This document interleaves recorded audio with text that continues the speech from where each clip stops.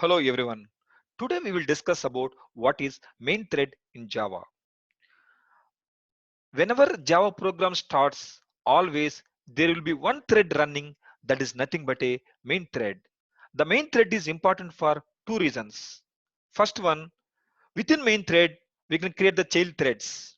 Second, main thread must be the last one to complete before program ends because it performs various shutdown operations. Let me explain the program for you. So let us take there is a class called main thread test and it is having main method. So main method is nothing but a main thread. So how to know main method is a main thread? Let us take the programming for a thread. I have a class called okay thread. To know what is the current thread, we can try to call current. There is a method called current thread. Whenever we try to call this method, this will return as object of type okay thread. You can take the variable object called t. Now so try to print t value.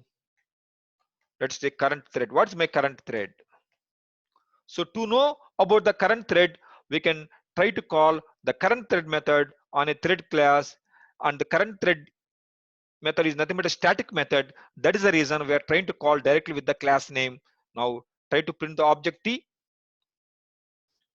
run as Java application. So if you see here, it is printing the details of the current thread. So it is showing main comma 5 comma main. The first one represents name of the thread. What is the name of the thread?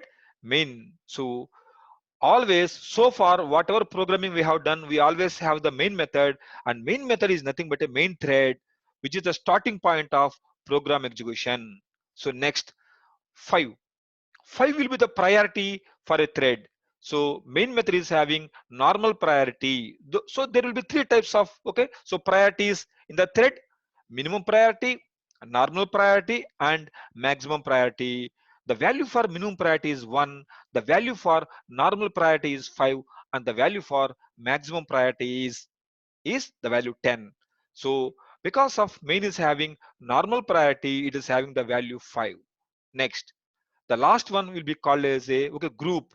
Now to which group main method belongs to? Main group. So always whenever we try to print a thread object, it always print three details: what is the name of the thread, and what is the priority for a thread, and to which group this thread belongs to. Fine. Now if we want to change the name of the thread, we can change by calling set name method. So the thread is having multiple methods. Okay, let me okay so explain you in detail. So if you want to change the name of the thread, let us take okay so hello thread. I want to change my main thread to hello thread. So by calling t.set name, I can try to change the name system.out.println.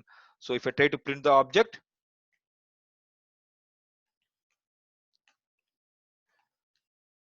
so let me try to print t and as Java application. So if I try to see here now, after updating, the name of the thread has been changed to hello thread. In this way, we can try to change the name of the thread. So the thread is having various methods, but okay, we will discuss about them later. But normally to know about what is the current running thread, we can try to call thread.current thread method, which will tell you which is your current running thread. And also, if we want to know while executing the main thread, we can perform logics also. Let us take, I want to perform a logic for printing the values from 1 to, for int I is equal to 1, I less than or equal to 5, I plus plus. Now, so for each time I want to print the value of I.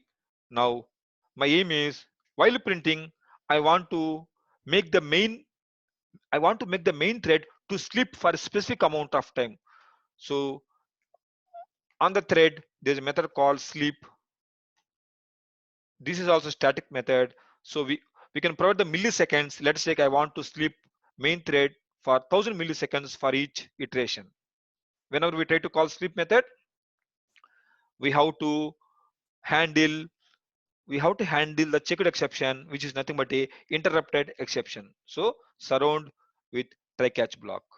Fine. So no need to okay. So call each time we can try to move this to above position. Fine. Okay.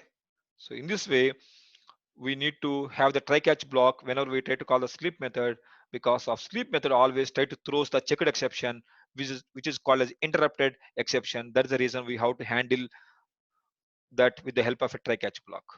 Now, so try to see here, run as Java application, main thread starts, but you see that values are printing one by one, and for each value it is okay, so sleeping for a specific amount of time. In this way we can try to execute the logic within the main thread. Okay, so this is how the main thread works. So for every programming, there is a always there will be one thread running, that is nothing but a main thread. So your main method is nothing but a main thread. Yeah, that's all.